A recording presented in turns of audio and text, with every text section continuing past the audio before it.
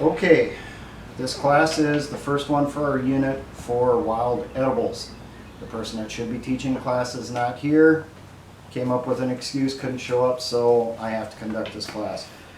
The easiest one to conduct a class on is dandelions. I watched multiple videos and I checked multiple sites, at least 6 each, and I could not find any information documented anywhere that there is a poisonous or noxious plant similar to the dandelion that can be confused for it. Now, the dandelion is prolific, it is everywhere, it is considered a weed, but in some countries it's considered a vegetable, it's a crop, they actually cultivate it. Dandelions, obviously, you'll recognize the yellow flowers. Actual dandelions have pointed, almost tooth-shaped leaves. They also have a long taproot. The stems of the flowers are hollow stems. Dandelions, when they get mature, go to seed. The flower closes up, turns into cotton-like filled pods. Now, there is a plant similar to dandelion that has rounded leaves. The flowers are the same color, look similar, but they have a thin, solid stalk on them. The leaves are rounded and there's little hairs on them. That is cat's ear. From what I've been able to come across, it is supposed to be edible. It's actually supposed to taste a little bit better than dandelions, but I'm not going to cover that for right now.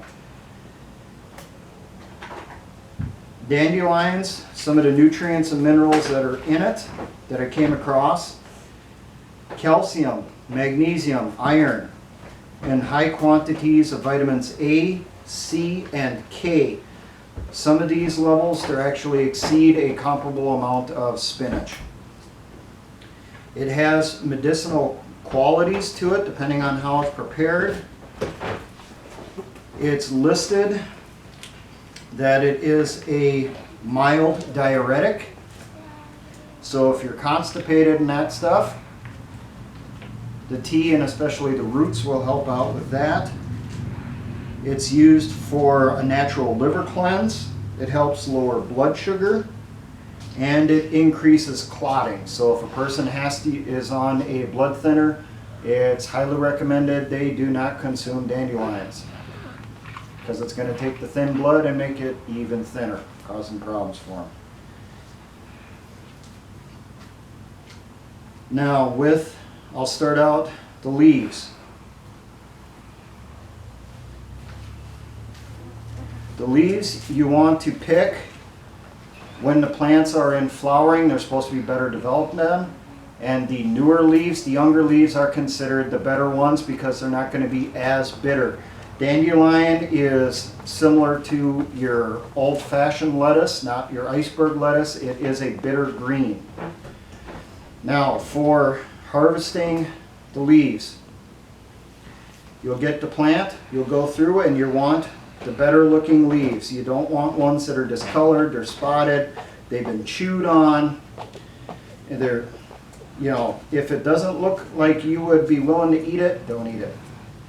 Make sure that wherever you get the dandelions from, that area is not sprayed with herbicides or pesticides, because that stuff will adhere to the plant and it will get transferred to you. You're not going to be able to clean it to get it off.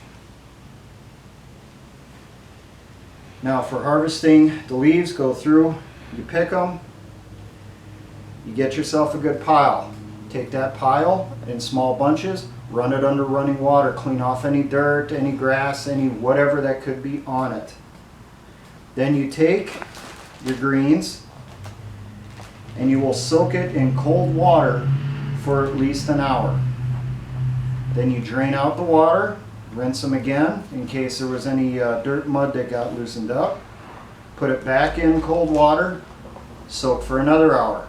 Take it, drain it off, put in a new fresh batch of water, soak it another hour, drain it off, it's good to go.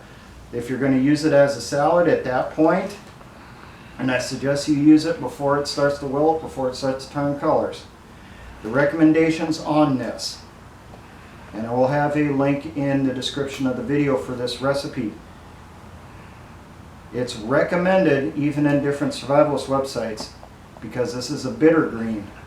Use lemon juice, salt and pepper, and any other spices you would like in there as the dressing for the leaves. Otherwise, use your normal salad dressing, no problem. Now you can cook dandelion greens. What you do, you prep the greens, you start getting a kettle of water boiling. Now if they're really, really long leaves, go like this, you may want to cut it in half or smaller pieces. Otherwise, take the greens, when the water's at a boil, put them in a boil. If it's store-bought greens, dandelion plants that you get in a store, you may have to boil them for up to an hour.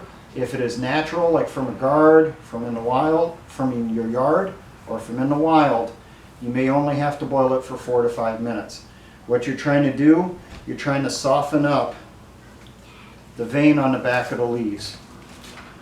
When you check the leaves while it's boiling, check the stems. If the stems are very droopy, they're cooked and ready to eat. So then you pull them out of there using tongs, set them off on the side, put them on the plate, dress them whatever way you want. The water that you boil them in, you can use to make tea. And it is recommended that tea gets mixed with something else because it has a very strong, not quite pleasant taste, but it is good for you medically. Like I said, it is a diuretic. So if you're constipated, it helps with that. It also helps with cleansing the liver. Now, with the roots, how you're going to clean and prepare these. The roots can be eaten raw. They can also be cooked.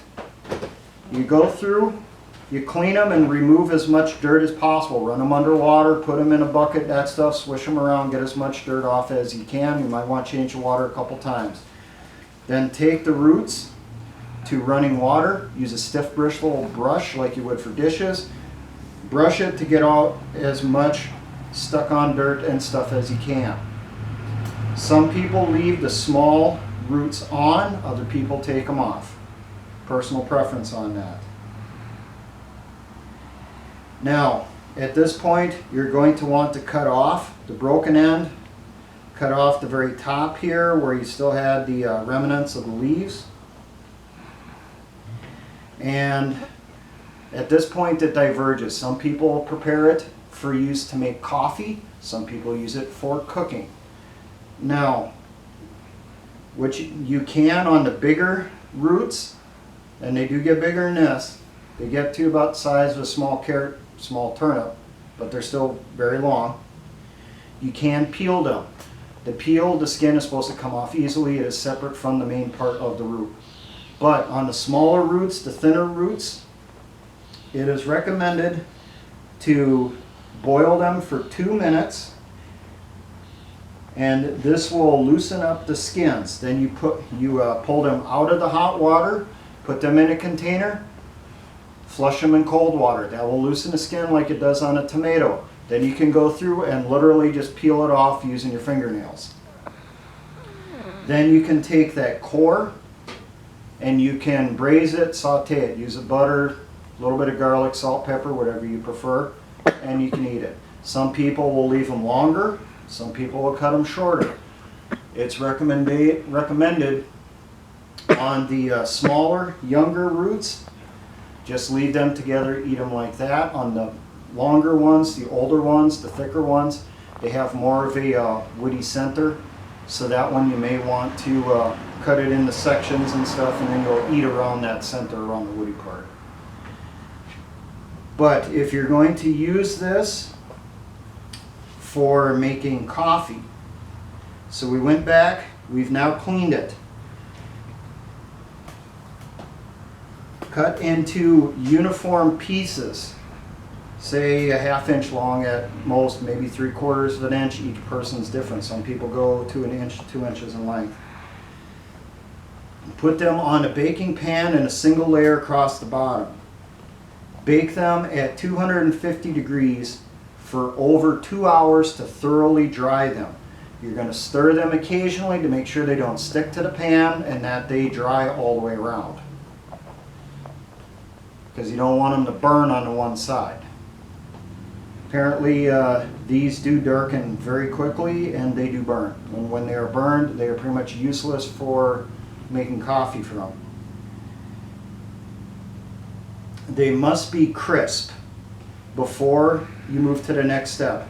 Next step, you increase the temp to 325. Check every 15 minutes till they for sure are dried out and they're starting to darken a little bit. They're just turning a little bit brownish. That you're roasting them at that point. Pull them out, let them cool off, and you can store them till you need them. Now, in order to use them for coffee, you'll take what you need, the pieces that you need from wherever you stored them, put them inside some type of grinder, grind them up into coffee ground size. You take those coffee grounds, you put them inside boiling water, boil up your coffee. When you're going to drink it, pour it through something to strain out those grounds, and you have coffee. It is an ersatz coffee. It does not taste the exact same as what you get from a coffee bean, but people said it's good enough. If you can't get a hold of coffee because of whatever reasons, you're way back in the woods, up in the mountains, the economies have collapsed, you know, we're going through Armageddon, who the hell knows, you at least have a type of coffee. Apparently dandelion is related to chicory, which I know is used for a coffee substitute in the southern part of the U.S. So I did come across one recipe, a variation with the root. After you've peeled them, cut them into thin slices. Boil those thin slices in water for 20 minutes. You do that twice. With the first batch of water, you put in a pinch of baking soda, which I'm guessing will help cut the bitterness. And then you drain off the water, and then you saute them in butter and whatever seasoning is appropriate.